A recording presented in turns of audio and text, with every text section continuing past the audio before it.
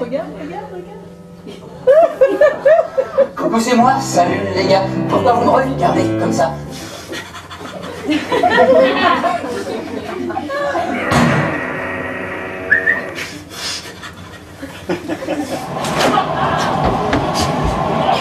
Mais la tempête furieuse l'empêcha d'avancer. Toute une foule d'oiseaux magnifiques sortis des buissons.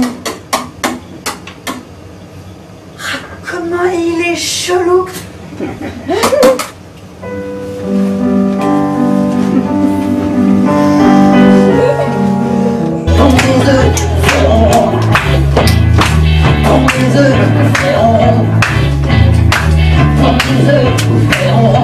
C'est la seule façon de faire partie du monde. Pris au dindon.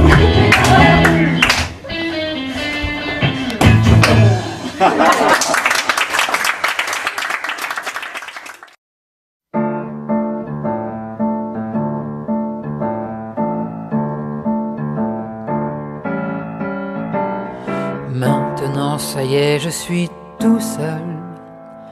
La cour des canards est bien loin. Heureusement que maintenant, ça y est, je suis tout seul. Et tout ça parce que je suis vilain. Quand parfois je pense à ma mère, j'ai dans le bec un goût amer. Je n'ai plus de point de repère dans ces marécages où je me perds.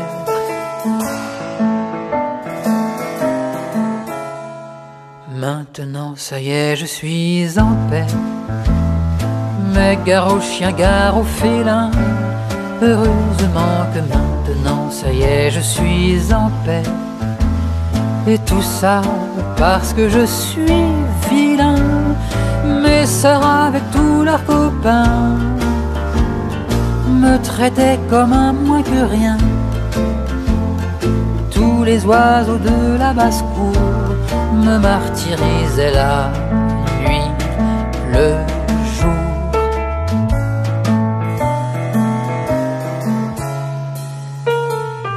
Maintenant je suis sans famille. Je ne suis plus qu'un orphelin. Malheureusement maintenant je suis sans famille. Et tout ça parce que je suis vilain. Tel est le destin qui m'échoit. Je n'ai pas vraiment eu le choix. Je dois surmonter mon émoi et trouver ceux qui voudront de moi.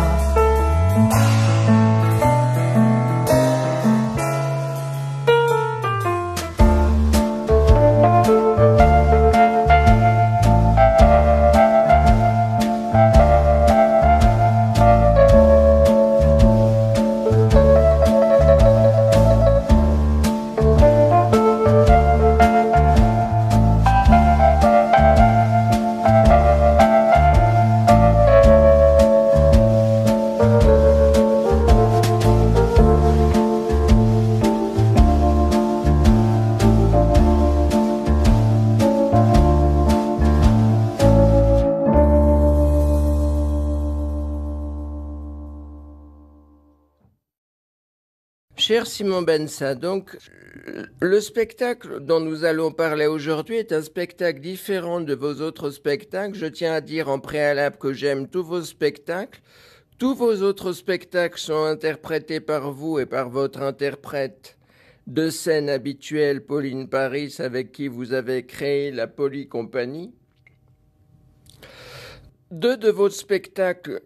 J'ai parlé de tous vos autres spectacles sur mon site. Alors, deux de vos autres spectacles sont inspirés d'albums du Père Castor, que vous jouez avec Pauline, Mishka et Marlaguette. Un troisième spectacle, vous en êtes l'auteur. Il s'agit de Pépito Petit Bateau, que vous allez reprendre à l'Essaillon à partir du 21 octobre. Mais là, il s'agit du seul et unique spectacle pour le moment que vous avez fait tout seul. Entièrement seul, vous le jouez, vous l'avez, je crois, peut-être avec l'aide de Thierry Jeanne, je ne sais pas. Oui. mis en scène. C'est un spectacle très original. Vous êtes seul en scène, vous interprétez un grand nombre de personnages, dont à un moment très bref et très drôle, une parodie, si je ne me trompe pas, de Valéry Giscard d'Estaing. C'est un spectacle tragique et drôle, comme tous les contes d'Hans Christian Andersen. Alors je disais donc un tout petit mot sur ma conception de l'univers d'Hans Christian Andersen. Les grands conteurs, les plus grands de l'histoire de la littérature au niveau des contes pour enfants, on en dénomme beaucoup, mais en Europe, on en a 3. Les frères Grimm, Charles Perrault et Hans Christian Andersen. Il était danois. Alors Hans Christian Andersen, il avait lui-même une tête de petit canard, on peut le dire. C'est ce que je pensais.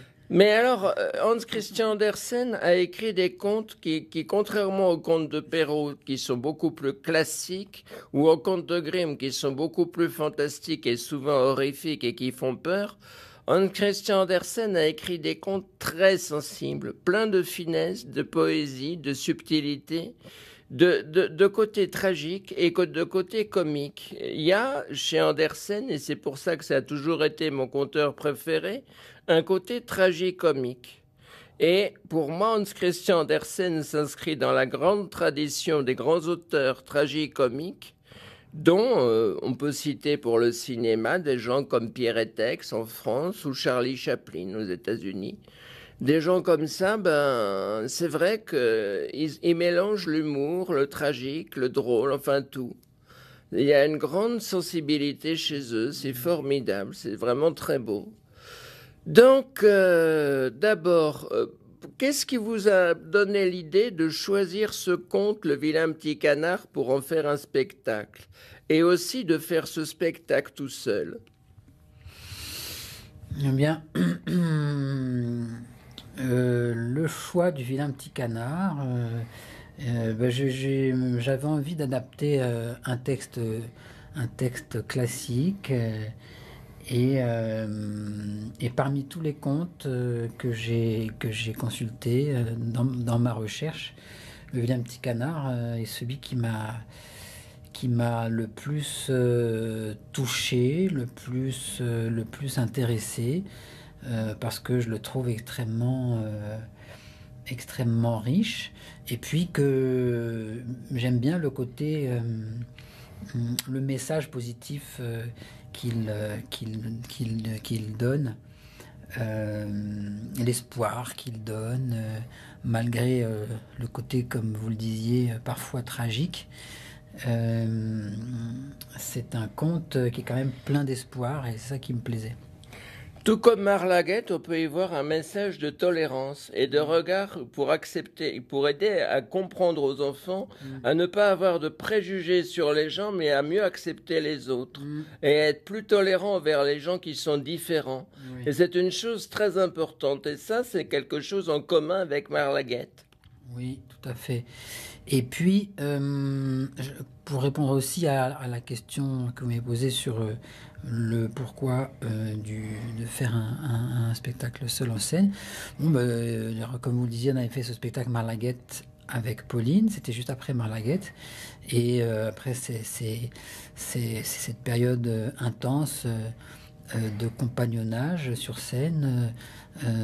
J'avais envie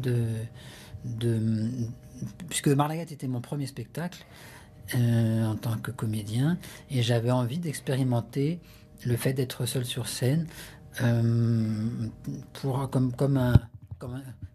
un approfondissement de l'expérience de Marlaguet, pour voir ce que ça pouvait apporter. Et je trouvais que le choix du vilain petit canard pour un seul en scène était intéressant aussi, parce que le fait d'être seul en scène parle aussi de la solitude de ce canard rejeté. Donc je trouvais que ça se prêtait bien au fait d'être seul en scène. Quand on est tout seul sur scène, on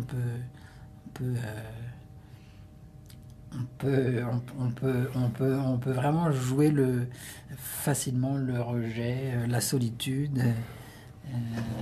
Voilà. En fait, les plus grands one-man shows des plus grands comiques, je dirais des comiques qui ont le plus de talent, mélangent toujours un côté un peu dramatique avec un côté très drôle. Il y a du burlesque et de la tristesse dans les grands one-man shows. Les gens qui ne sont que drôles n'ont pas autant de talent que les gens qui sont un peu tristes. Même des gens très drôles comme Coluche et Thierry Leluron avaient aussi dans certains de leurs textes un côté très triste parfois. Coluche parfois pouvait être tragique. Oui. Faut pas l'oublier, ça. Non, c'est vrai. Donc, moi, ce que j'aime dans ce spectacle, il y a beaucoup de choses que j'aime. L'inventivité de tous les éléments visuels, de tous les éléments du décor. Par exemple, on vous voit mélanger des tas de trucs, de la farine, du beurre, faire un pastis pas possible. À la fin, il en sort un beau gâteau. Les enfants croient que vous faites le gâteau en scène. Évidemment, les adultes peuvent y croire s'ils sont un peu naïfs. Moi, j'y crois pas, personnellement. Je crois pas que vous faites le gâteau sur scène. Mais le gâteau est très bon, puis vous nous en donnez à la fin. Alors, il y a une chose aussi que j'adore, c'est la poésie de certaines choses. Par exemple, les bulles de savon que vous envoyez sur la scène et dans la salle, et qui représente des signes. Ça, c'est très très beau. Et une chose qui, moi, personnellement, me bouleverse, c'est la poésie des textes et des musiques. C'est vous qui avez composé écrit les textes et composé les musiques, Simon? Oui, c'est moi. Elles sont très très très belles, les chansons. Bon, les chansons sont magnifiques, les chansons sont très belles. Ma chanson préférée, évidemment, c'est la dernière qui s'appelle L'Envol. Et là, d'un seul coup, vous nous avez amusés, vous nous avez fait sourire, vous nous avez émus pendant presque 1 heure. Et à la fin, on repart avec un bon morceau de gâteau et avec une petite larme au coin de l'œil, parce qu'on vous voit faire quelque chose d'extraordinaire. L'élément visuel qui figure le petit canard, c'est un arrosoir. Et alors, ce qui est extraordinaire aussi, c'est que finalement, ce qui représente à la fin les ailes du petit canard, c'est un parasol cassé que vous battez d'avant en arrière et qui figure les ailes du petit canard. Et avec cet arrosoir et ce parasol cassé, on croit vraiment voir un petit canard s'envoler. Ça, c'est d'une poésie, c'est fantastique, c'est magnifique. Simon, si vous m'y autorisez, à la fin de l'interview, je mettrai la chanson L'Envol. Oui. Alors oui, le travail de mise en scène sur ce spectacle a été fait par Thierry Jeanne. Et toutes ces belles idées, toutes ces trouvailles sont de lui. On a élaboré cette mise en scène pendant quelques semaines et en manipulant les objets sur scène, on avançait au fur et à mesure. Et donc tout ça a été inventé à ce moment-là par Thierry. C'est vrai que c'était une mise en scène particulièrement, je trouve, originale et inspirée. Simon, vous êtes certainement d'accord avec moi. C'est très intéressant quand on a l'habitude de faire des spectacles avec une partenaire, de se lancer dans une autre aventure en faisant un spectacle en solo. Et finalement, dans l'avenir, qu'est-ce que vous souhaiteriez faire? Alors, il y a 3 possibilités, et d'ailleurs, vous pourriez très bien faire les 3. D'autres spectacles avec Pauline, avec qui vous êtes tellement complémentaires parce que vous êtes 2 partenaires géniaux, vous formez un duo formidable. Ça, vous pouvez refaire des spectacles avec Pauline. D'autres spectacles tout seul, ou encore des spectacles avec d'autres partenaires. Comment vous voyez l'avenir? Je ne le vois pas vraiment, parce que là, je suis complètement dans cette série du Vilain Petit Canard, et encore juste après, une série de Pépito, Petit Bateau, avec Pauline, qui va durer jusqu'au mois de décembre. Et donc, tout est possible, effectivement, mais j'ai pas de projet encore concret de spectacle pour après.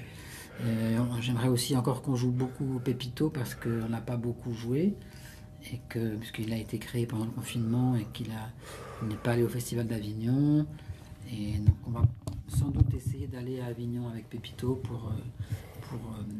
pour lui donner une visibilité que, à mon avis, il mérite.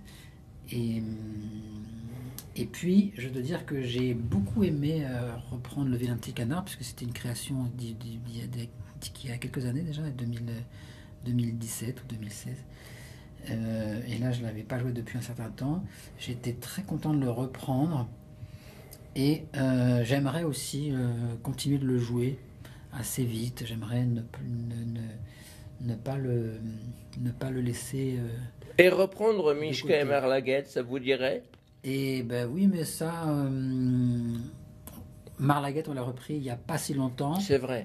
Donc ça viendra sûrement, mais pas tout de suite. Alors moi, une chose que je tiens à dire, ce que j'aime dans tous vos spectacles, finalement il y en a 4, c'est que vos spectacles sont totalement intemporels, parce qu'en définitive, vous avez créé Marlaguet, je m'en souviens très bien, et pour cause, l'avant-première a eu lieu 2 jours avant la mort de mon père, la première 2 jours après. Marlaguet, c'est un spectacle qui, pour moi, je peux vous le dire, c'est mon spectacle pour enfants préféré. J'adore ce spectacle. Et je serais pas loin de dire que mon deuxième spectacle pour enfants préféré, mais je parle des spectacles de théâtre, je parle pas des spectacles de marionnettes, c'est-à-dire de spectacles de guignols dans les jardins publics. Ça, c'est un autre genre de spectacle, c'est pas la même chose, j'aime aussi beaucoup ça.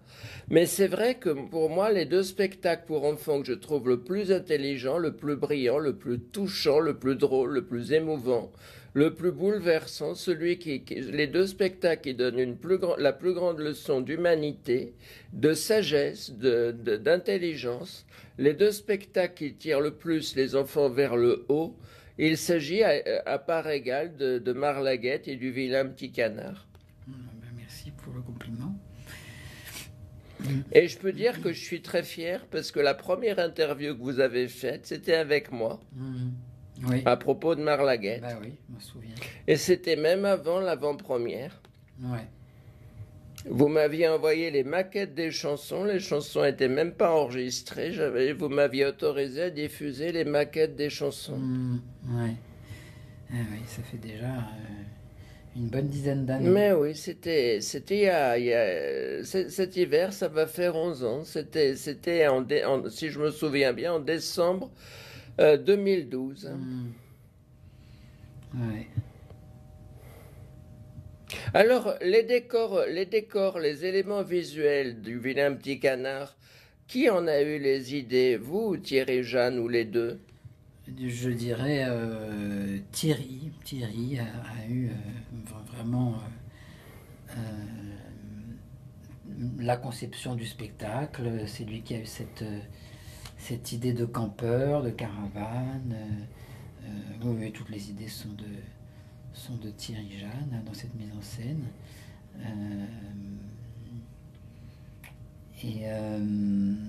Donc on a fait construire cette caravane à partir d'un croquis que Thierry avait fait. Et puis, alors oui, l'idée du parasol qui devient les ailes, l'idée des bulles, l'idée des petites tasses. De l'arrosoir. Voilà, l'idée de l'arrosoir. Ah, ça c'est moi qui trouvais l'arrosoir. Ah, très bonne idée, bravo. On cherchait un objet pour symboliser le canard et j'ai ma petite fierté. J'ai trouvé cet arrosoir, je me dis tiens. Et le parasol, c'est Thierry?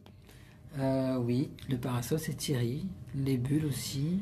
Le vent, le parasol qui se retourne pour le vent. Le gâteau. Le gâteau. Oui, ça c'est Thierry. Et alors, petite anecdote amusante.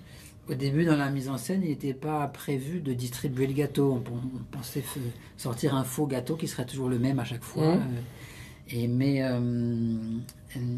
dans les premières fois où on a joué le spectacle, on s'est rendu compte que beaucoup d'enfants ont manifesté l'envie de manger le gâteau. L'envie et surtout la déception de ne pas en avoir eu. Ah. Ils prenaient ça presque comme un affront, comme une injustice de faire ce gâteau sous leurs yeux et qu'ils n'aient pas le droit d'en goûter. Et il y avait des enfants qui sortaient, qui disaient oui, j'ai bien mes spectacles, mais on n'a pas eu de gâteau. Donc, il a fallu remédier à ça et ça a été donc maintenant un vrai gâteau qu'on distribue aux enfants. Simon, on a presque fini parce que je veux pas faire des émissions trop longues. Je pense que 20-25 minutes, c'est un bon format. Alors, on va finir par deux choses. Je vous demanderai de chanter une des chansons a cappella un petit peu, si vous êtes d'accord, au moins un extrait. Mais d'abord, une question.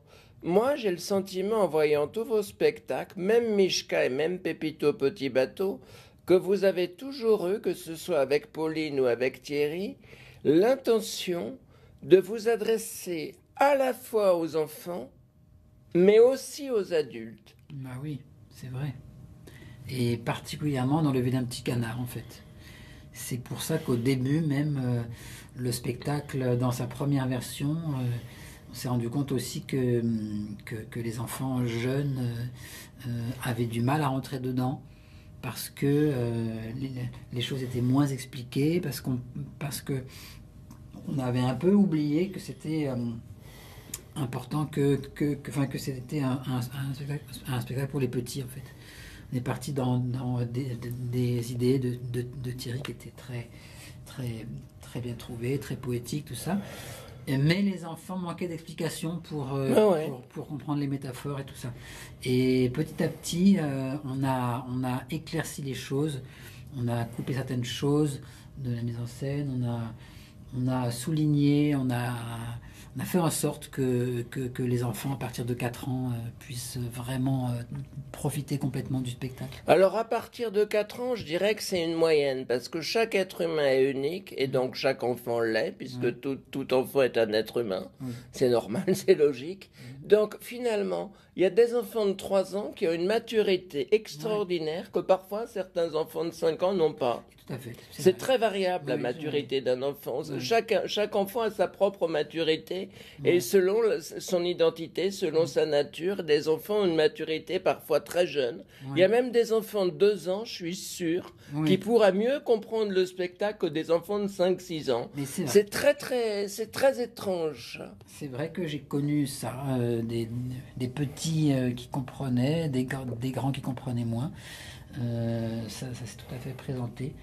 Mais voilà, en moyenne, la plupart des enfants de 3 ans, la plupart je ne sais pas, mais un certain nombre d'enfants de 3 ans n'accèdent pas à ce type de mise en scène. Et on voit une nette différence à partir de 4 ans, où là, ils sont déjà en moyenne section, ils ont déjà avancé dans la sociabilité, l'observation, tout ça, et l'abstraction. Et en moyenne, à 4 ans, ils peuvent parfaitement profiter du spectacle, autant que leurs parents et leurs grands-parents.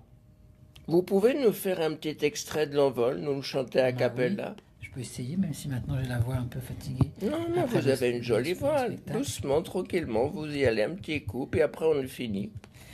Quand on croit que c'est la fin, tout d'un coup, la vie revient. Il m'a fallu de la patience, du courage et de l'espérance pour enfin être qui je suis et m'envoler quand on croit que c'est la fin.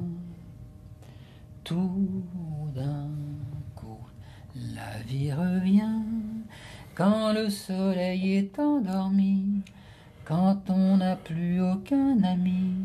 Le printemps n'est jamais très loin et tout refleurit. Bravo Simon, et encore merci pour votre spectacle, et je pense que je vais y retourner le week-end prochain. Eh ben, avec plaisir.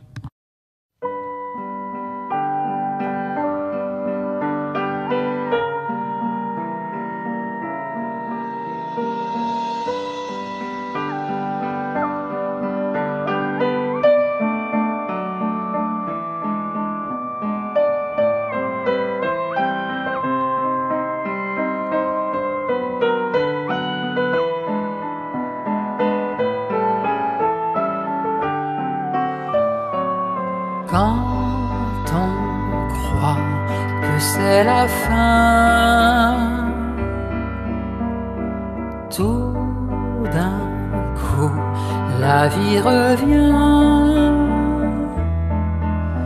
Il m'a fallu de la patience, du courage et de l'espérance pour enfin être qui je suis et m'envoler quand on croit que c'est la fin.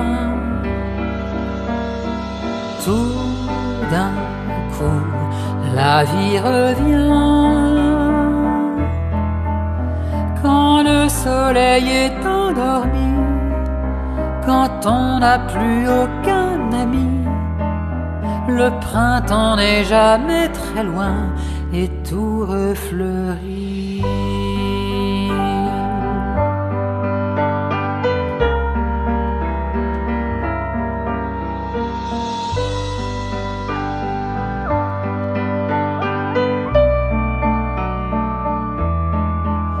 Quand le soleil est endormi, quand on n'a plus aucun ami, le printemps n'est jamais très loin et tout refleurit.